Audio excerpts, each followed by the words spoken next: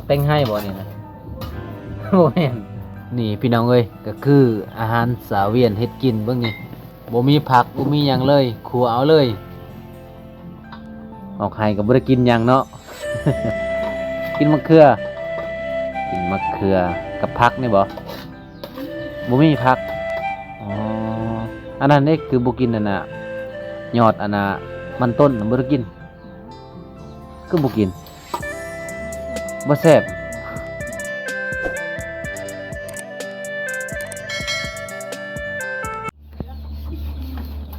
โอ้สารของน้องเนี่ยมันดนแล้วพี่น้องก็เอาไม้สอดมาเฮ็ดนี่ต้องใส่สไลด์ข้างนี้เนาะ ใส่สไลด์ปกติซาเวียนคือจะบ่ได้ใส่เนาะ แต่ว่าหลังจากเฮามาถ่ายน้องเรื่อยๆก็มีผู้ใหญ่ใจดีมาซื้อให้น้องก็เลยแบบใส่สไลด์คันเจ้าเคยใส่สไลด์แล้วเจ้าบ่ได้เคยใส่สไลด์นี่มันก็บ่ม่วนเลยเด้จะเบิ่งโลดถ้วยเจ้าที่เจ้าจะใส่สไลด์กับบ่ได้ใส่สไลด์มันแตกต่างกันเลยอันนี้คันเจ้าใส่สไลด์ตลอดมันก็สิสะอาดโอ้จังสีเลยทุกคนเลยน้ำนี่ก็น้ำฝนเนาะน้ำมันยังคือว่าเหลืองแท้นี่น้ำฝนโอ้น้ำฝนมาทำบิดแล้วก็มันเป็นสีเหลืองเนาะคือมันมีขี้เมียงจากสังกะสีน้ำนี่ก็กินบ่ได้เนาะมีแต่ล้างถ้วยเอาไว้ล้างถ้วยเฮ็ดกินก็ให้กินบ่ได้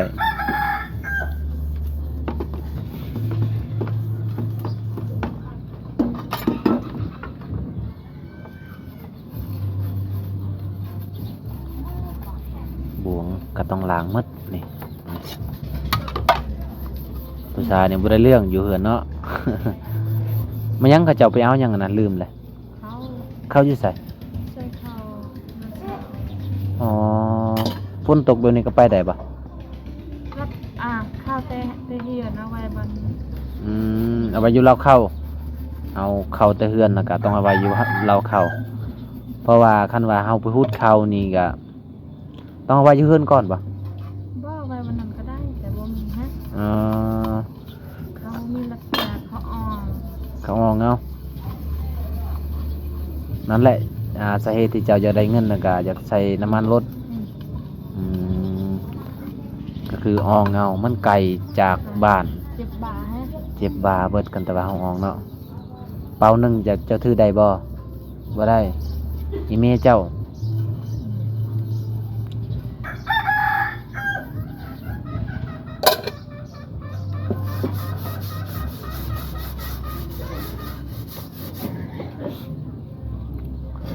สิเฮ็ดเมนูจังได๋มื้อนี้นะ ซีนหมูซีนหมูเอามาได้ใส่แต่ว่ามันอยู่ในห้านพี่น้องเอ้ยบ่าววงก็เลยซื้อให้ตามคำขอผู้ใหญ่ใจดีจากประเทศ USA สะอาดเลยเนาะถ้วยเจ้าบัดนี้นี่สะอาดเลย เอาล้างเข้าไปโอ้เมื่อวานนี้คิดว่าสิบ่พอน้องแหละยันป่ามันเน่าก่อนคันบ่เน่ามันก็มันบ่แซ่บแบบว่ามันเฮาแส่ลายมืออยู่ในตู้มันก็บ่แซ่บ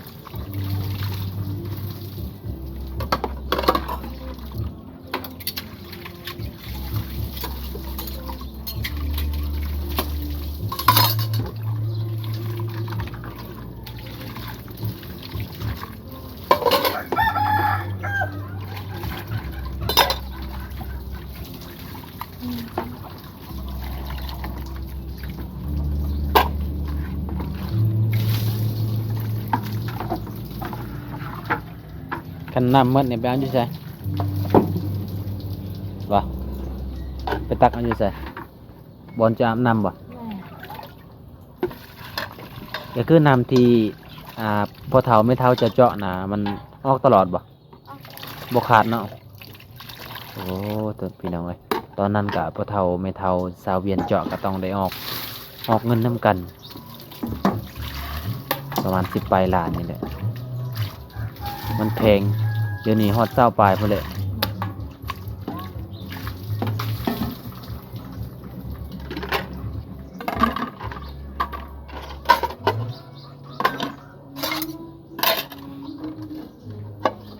คันฝนน่ะฝนบ่เซาเจ้าก็บ่ได้ออกให้เนาะ มื้ออื่นก็ว่าแห้งจะติด แม่นมือแห้งสิแห้งก็ได้พี่น้องเอ้ยมาเบิ่งบรรยากาศนี่ก็คือโอ้ยบ่มีตะเวนเลยมันก็สิมืดสิครึมเลย อันนี้เป็นมักกะทินจ้ะบ่อ๋อมักคุ้งสาเวียนบ่มีเลย บ่ได้เป็นเนาะ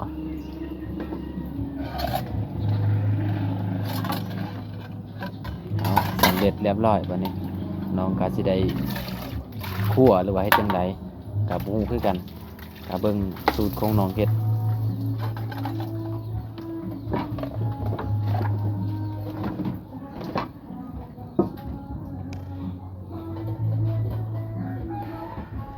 มันมืดพี่น้องเอ้ยมันมืดก็เลยใส่ดอกไฟมาสวย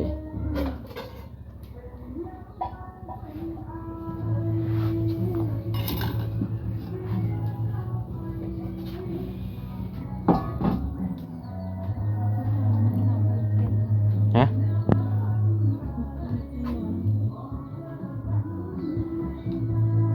หามีด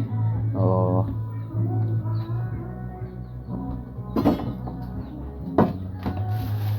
สิได้กินข้าวเช้าแล้วเนาะบัดนี้เนาะ จังอะไรก็เฮ็ดกิน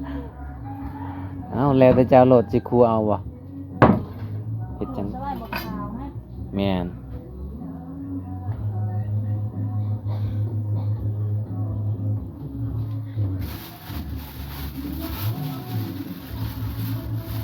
แข้งบ่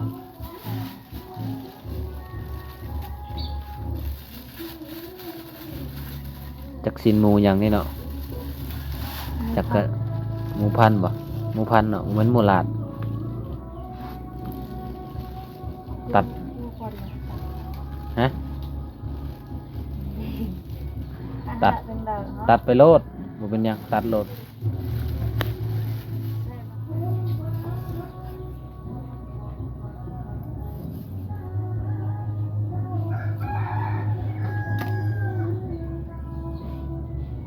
มื้อนี้ก็ปกติก็มีนมไทยมาสวยน้องมื้อนี้บ่มีแล้ว เฮ็ดกินเอง หลังจากมีสูตรของอายเพิ่นก็สิเฮ็ดกินแล้วบัดนี้ ใส่ยังไงใส่ยังไง บ่ได้ใส่หยังเลยเนาะ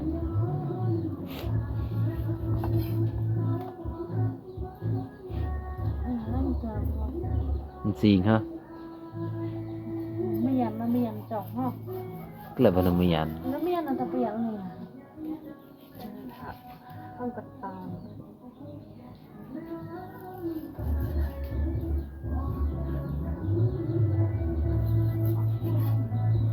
ตอนนี้ก็สิตำมักเผ็ดบ่ ตำมักเผ็ดแล้วก็สิใส่ขั่วเอาพี่น้องเอ้ยเบิ่งมื้อนี้สาวเวียนสิเฮ็ดกินเป็นจังไดรสชาติผักจะบ่มีบ่ผักโอ้ผักกระปุกไหมหัวจิงไข่บ่มีตะเวลบ่มีนะอ๋อนะ อ่ะ ไป มันก็เกิดไอ้จานๆนะชิว ใช่ อันนี้จานเจ้า ไอ้แกป่ะแต่ก่อนมันจานๆนะมันก็โต สาวเวียนบอกให้เอาจาน ส่วนสาวเวียนมาเอาอืม เห็นเซรันแก มานำเลยอันนี้คือจานเด้อ มาจากคนจานอีก โอ้ย สาวเวียนเนี่ยบ่ได้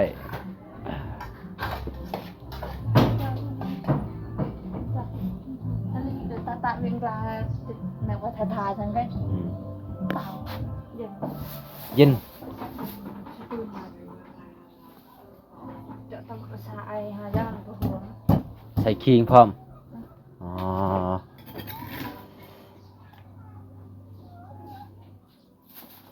ใส่น้ำมาย่างญี่ปุ่นนะใส่ข้าวนอน้ำแน่ เอ็ดอาการเปลี่ยนทางแต่ให้เปลี่ยนอาการกัน อืมเล่นเปลี่ยนผ่าแม่นเหรอเปลี่ยนผ่า นี่เลยแทนตาลีแทนตารถดีแล้วนะเจ้าได้รถดีนะ รสดี เจ้าเหรอ ร Rengkel này. Pria putri.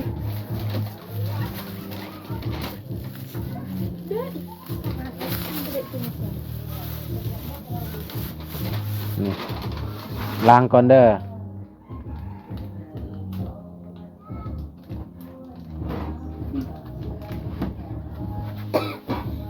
Xe rút đi. Phò. Xài lại mình xếp lại. Mình chỉ kiếm xài lại.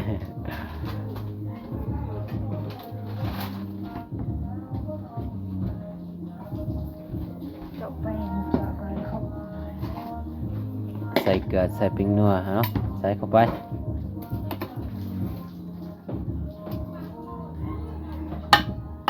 ไม่อย่างนั้นเกลือ เกลือจะใส่น้อยเดียว ใส่หลายมันเค็ม จากกันนอกเลย อืม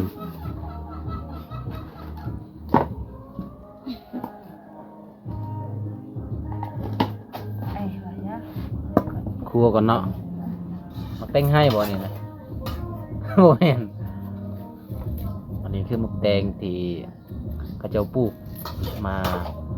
แต่ใส่กับบ่ฮู้เลยพี่น้อยเพราะว่าเฮาก็ซื้อเอาช่วงนี้นะบ่มีแล้วมักแตงเนาะ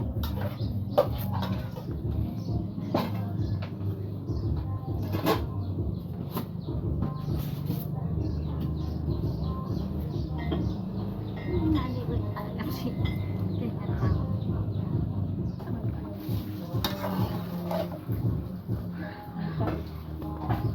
ครัวเอาซื่อๆเนาะบ่ได้ใส่หยังเลย จะเป็นแบบนี้ บ่ได้กิน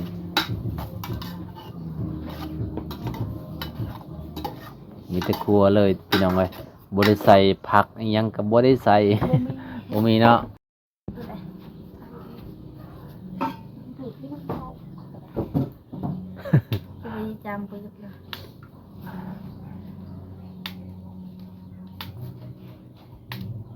ถ้ามื้อหน้าโอ้ยซื้อหลายๆแล้วเนาะคันมีเงินคือสิแซ่บเอามากินหลายๆโลด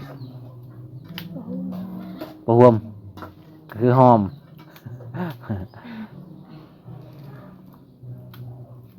ตั้งกรอบเพลงดู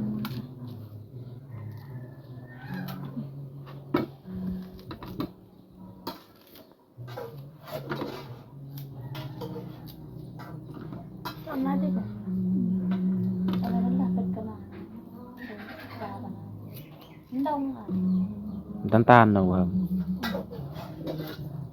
จากเหลืองรวมกันมันจะ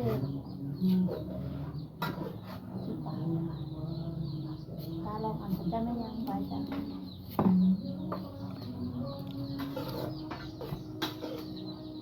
มะนาวนี่เข้ามาใหม่ๆเลยได้เนี่ยมะนงนาวมะเกียงนี่เขาจะเอามาใหม่ๆเลยที่เฮาซื้อนะคันแบบมันดนกับมันสิเป็นสีเหลือง อันนี้เข้ามาใหม่ๆมันนี่พี่น้องเอ้ยก็คืออาหารสาวเวียนเฮ็ดกินเบิ่งนี่บ่มีผักบ่มีหยังเลยครัวเอาเลย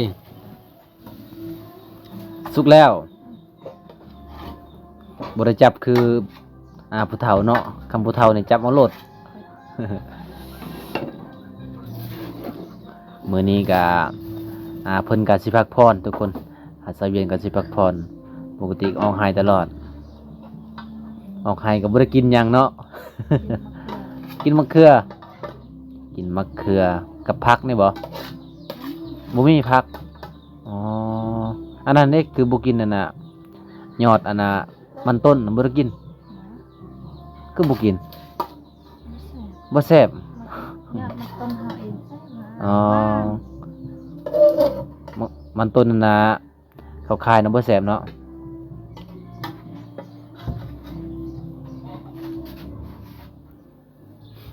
พอดีเลยอ้าวเมนูมื้อนี้ทุกคนสิ้นหมูแล้วก็มักไหม้มักแตงโอ้เป็นตาอยากเลยนี่มาเด้อพี่น้องมากินน้ำกันเด้อFC จากฝั่งลาวฝั่งไทยอยู่ต่างประเทศมากินน้ำกัน ต้นหนาเหรอ 4 คนเนาะ จะใส่ 5 คนมักไหม้โอ้เป็นตาแซ่บหลายทุกคนเพราะว่าเขาจะเอามาไม่ที่บ่วงไปซื้ออยู่ในเมือง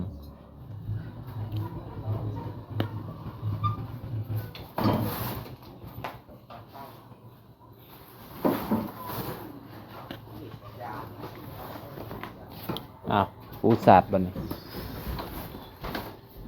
ปูสาดกาน้องก็สิได้กินข้าวกาน้องกับไปเอาอันนั้นเอื้อยของสาวเวียนอากาศสาวเวียนพร้อมบ่มีแมวเพื่อนเจ้าเหรอบ่มีสบาย มาก็บ่มีอ๋อคิดว่ามีหมามีแมวก็เอาไว้เครื่องจังซี่กะน้องก็ยังบ่ทันเอาไว้นะ ได้ตัวกันเลยเนาะ แม่นยาวมาเลยเอาตอนนี้ก็ของแซ่บมาแล้วมื้อนี้ก็บ่กินเนื้อลายเนาะกินแต่ประเภทมักไหม้ ตอนนี้สาวติไปไส ชุดท้ายไปหนักเลยเนอะวงไปลำๆน่ะ อ๋อเบิ่งสาวเวียนเอาบวงมา5คนเนาะคิดว่าเอื้อยสิมาแล้วก็สาวตินํแต่ว่าสาวติก็ไปธุระแล้วเนาะโอ้ยเอ้าจังได๋ค่ะเขาว่าจะกินเฮา เปิดติดข้าวกินเด้อบัดนี้เด้อ จ้า เอาลองมักแตงก่อนมักแตงให้สาวเวียน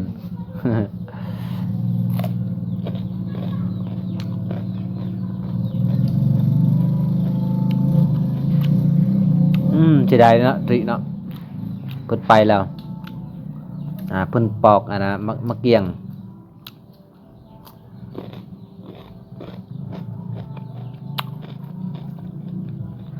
มันก็หลักเลยฮะ จะลำไปอย่างเนาะ เนาะ เฮ้ย เละงำตัวหยัน มันเป็นอย่างก็กินไปปอดกันหนู รวย เนี่ย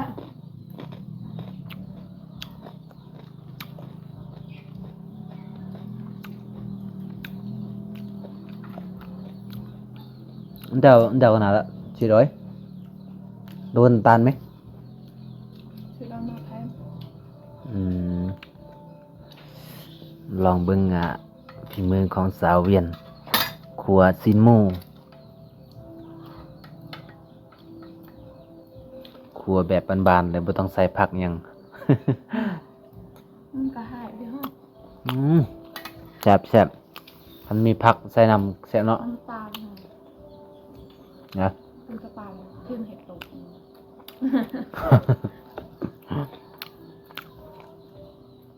มากินข้าวน้ำกันเด้อพี่น้องเอ้ยสาวเวียนกับบ่ได้เอิ้น FC เลยกินข้าวซินหมู เป็นว่าตาลเลย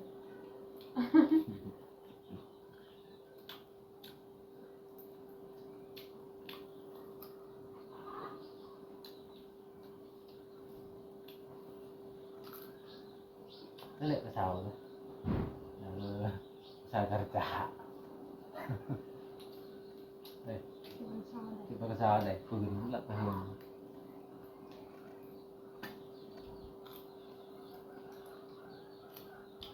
นอนเดินอย่างมาแหละ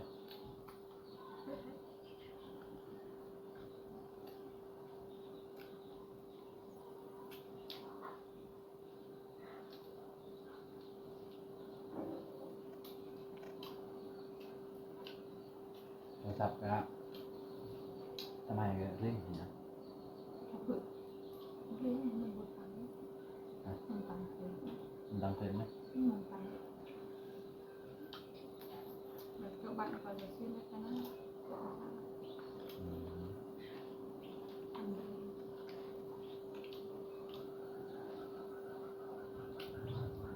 ให้ชอบตีกับเด็กกายแล้วไปเนี่ยซ้อนนวลทะเลกันมาอันนั้นนะ